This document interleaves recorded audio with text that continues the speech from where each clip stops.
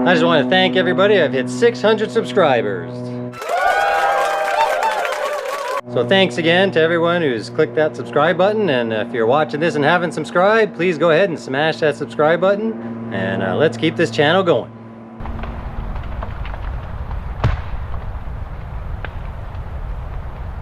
It's hot.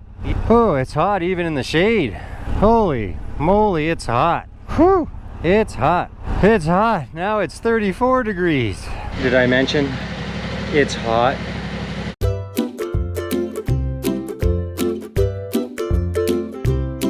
Oh. Oh no, these gloves don't have touchscreen. And I lost my garage door opener that fell off my keychain. Hey guys, welcome back to the channel. It's hot. Vancouver's experiencing a heat wave like it never has before. It's gonna be 40 degrees here the next few days. It's only 10 o'clock in the morning, and in my house it was already 31 degrees Celsius, so that's like 90 Fahrenheit. I'm just taking a quick little drive down to Tawasin. It's down by the water, right by the border of Washington State. So we should get a nice little breeze down there. I've got on my summer mesh. Hopefully keep me a tad cooler. And also my more summery gloves. But as you just saw, they don't have the touchscreen for the finger. Well, this one's almost worn through, so maybe I'll just make a little hole in it since it's for the summer, and then I'll be good. And now my map turned off. I actually thought these gloves would be done last year on that bike trip that I did up north, because when my hands would get so sweaty near the end, and I was pulling them out, and the whole insides were coming out, and I could barely stuff them back in, so I didn't even think I'd be able to use them again. I got these gloves, I guess 8 years ago now. That's when my mom died. I had shipped my bike to Texas, the old V-Strom, and I was gonna drive it up the East Coast back to Montreal, which is where I'm from. And my mom went into the hospital just a few days after I got to Texas, and so I had started to work my way along. She was gonna have surgery, heart surgery, and so I had just gotten into Florida when my brother phoned with some bad news, saying that the operation didn't go well and that she had ended up passing away. So I drove the bike up to Georgia in the pouring rain. That was about 400 kilometers. Left the bike there and then flew home for the funeral, and then I had the bike shipped up to New York State, and I drove across to pick the bike up. But because it was pouring rain the whole time, all my stuff was soaking wet, and I didn't really think about it, and I had stuffed it all in the case, my helmet, my gloves. So for the week that they were sitting there before I got the bike shipped up, they just sat there soaking wet. So when I opened up the case, everything was moldy. My gloves were moldy, my helmet was moldy. It was brutal. So I had to drive around, and there was only one little store up there, and got these gloves.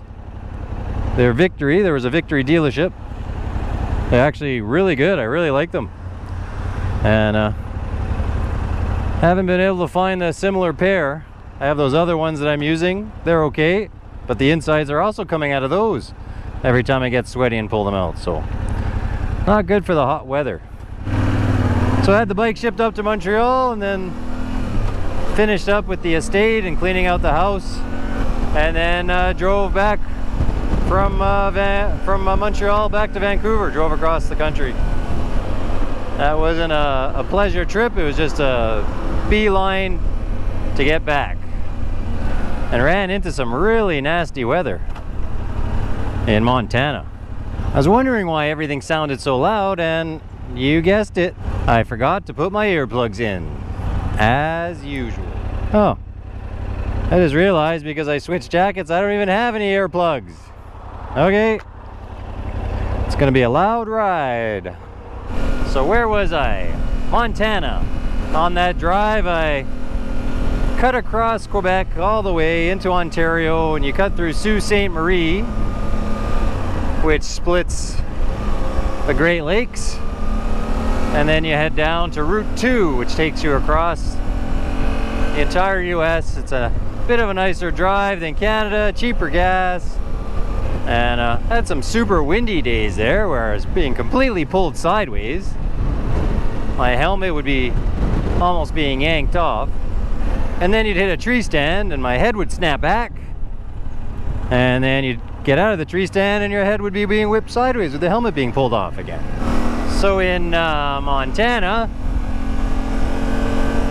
not only was it super windy, but it was freezing cold and rainy. Wicked rain, but it's more like hail rain. And I'm stuck in the middle of nowhere, as you can see.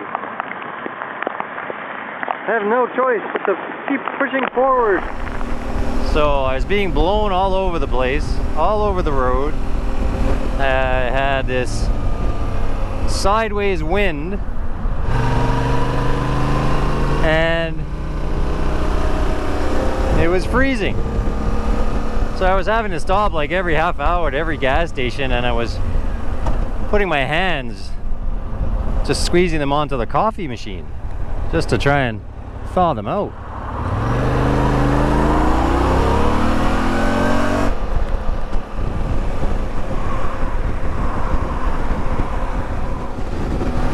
So I've been in these kind of temperatures, but I don't live in this part of the world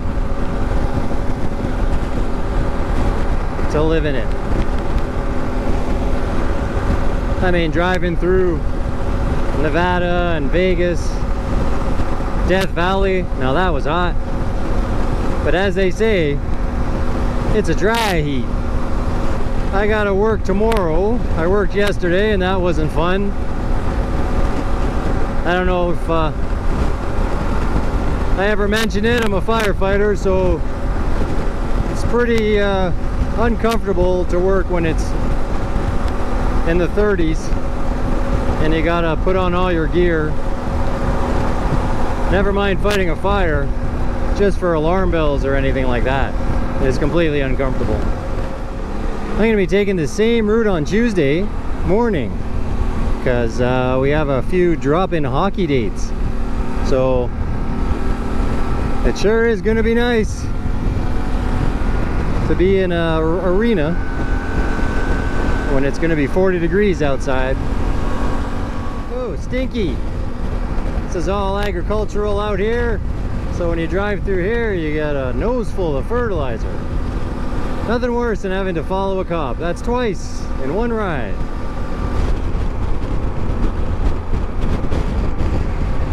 I don't know if anybody else has this problem of their throttle hand going numb. Like, it happens to me all the time. Between the vibration and I think I have poor circulation. Alright, we're just arrived in Tsawwassen. Should be a bit cooler down by the water. Thanks for watching, guys. Please be sure to like and subscribe.